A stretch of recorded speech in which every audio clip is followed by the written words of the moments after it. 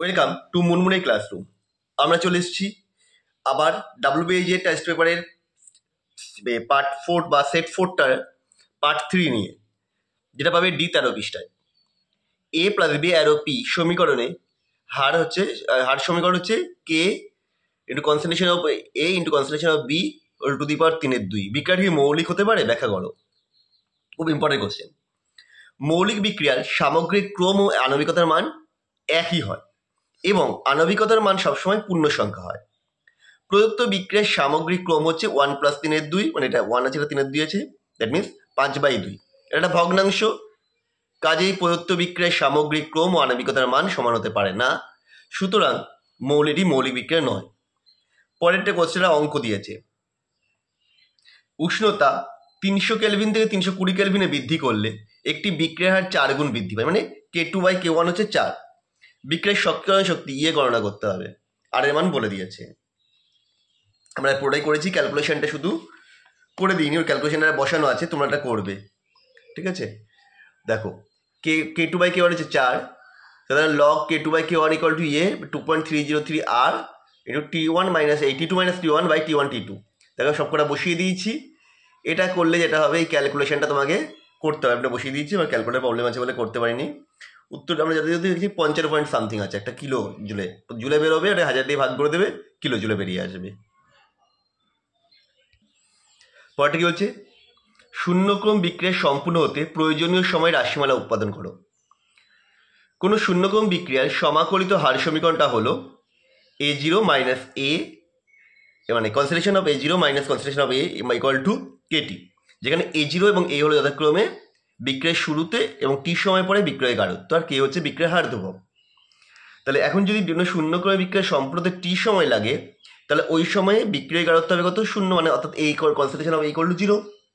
সুতরাং সমীকরণ থেকে পাই কি পাবো? যে K = A0/T বা T = A0/K, অর্থাৎ শূন্যক্রম বিক্রিয়া জীবনকাল = প্রাথমিক গাঢ়ত্ব বাই হার ধ্রুবক। Next question.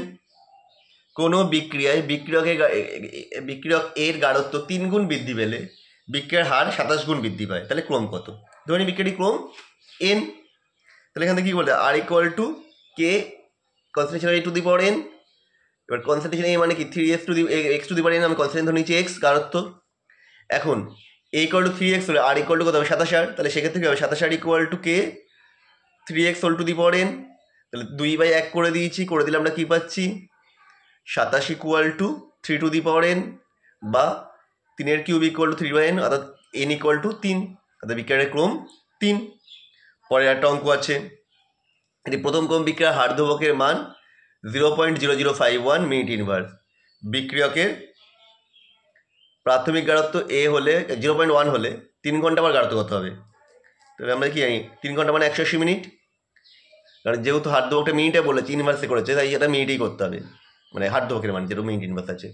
তো T = 2.303/K log A/A-x, এই মানগুলো বসিয়ে দিয়েছি। A-x এর মান বেরোচ্ছে, এটা করে ক্যালকুলেট করলে 0.04 এত মোলার M। পরটা P ব্লকে কোশ্চেন চলে এসছে। ডুবুরিদের শ্বাসকার্যের সহায়ক যন্ত্রে হিলিয়াম ব্যবহৃত হয় কেন? ব্যাখ্যা করতে বলেছে। ডুবুরিদের শ্বাসকার্য সহায়ক যন্ত্রে বায়ুর পরিবর্তে অক্সিজেন ও হিলিয়ামের মিশ্রণ ব্যবহার করা হয়, কারণ হিলিয়াম রক্তে খুব কম পরিমাণে দ্রবীভূত হয়। অন্যদিকে বায়ু ব্যবহৃত হলে সমুদ্রের গভীরে উচ্চচাপের প্রভাবে বায়ুর নাইট্রোজেন ডুবুরির রক্তে অধিক পরিমাণে দ্রবীভূত হয়। এরপর ডুবুরি সমুদ্রপৃষ্ঠে ফিরে এলে হঠাৎ চাপ কমে যাওয়ার কারণে রক্তে দ্রবীভূত নাইট্রোজেন গ্যাস বুদবুদের আকারে বেরিয়ে আসে থাকে, ফলে খুব যন্ত্রণা অনুভূত হয়। কিন্তু হিলিয়াম ব্যবহারে এই সমস্যা হয় না। পরের কোশ্চেন। SF অপেক্ষা SF6 কম সক্রিয়। SF6 অণুতে সালফারের কোঅর্ডিনেশন সংখ্যা বৃদ্ধির সুযোগ নেই, ফলে এটি জল দ্বারা আক্রান্ত হয় না, অর্থাৎ এর আর্দ্র বিশ্লেষণ সহজে ঘটে না।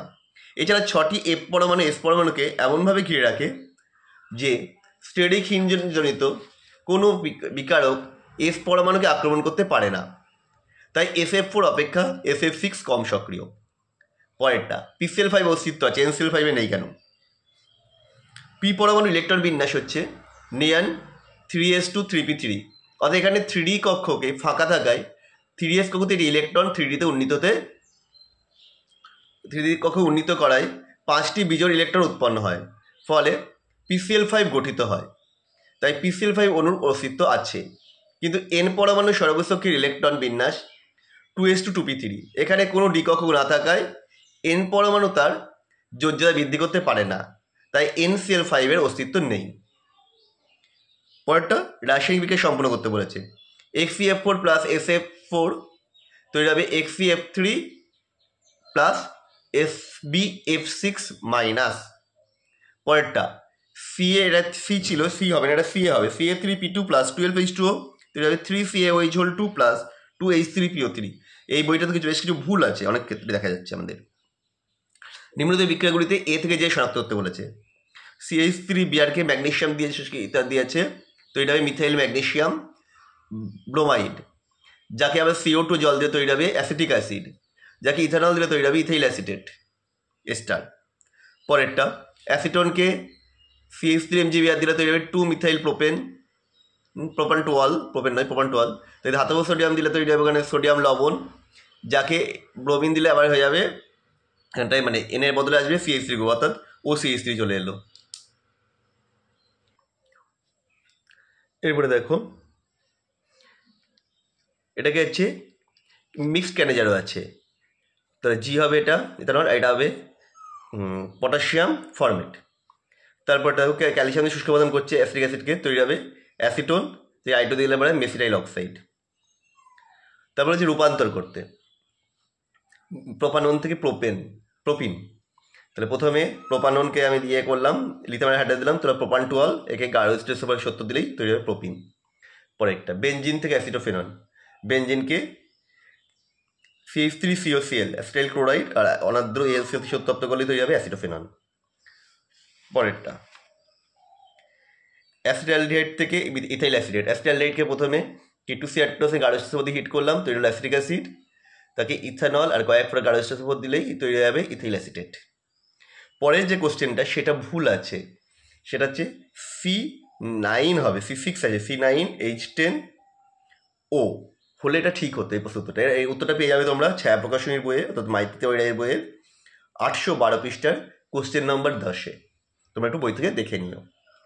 কেমন লাগলো ভিডিওটা কমেন্ট করে জানিও। আবার দেখা হবে নেক্সট ভিডিওতে।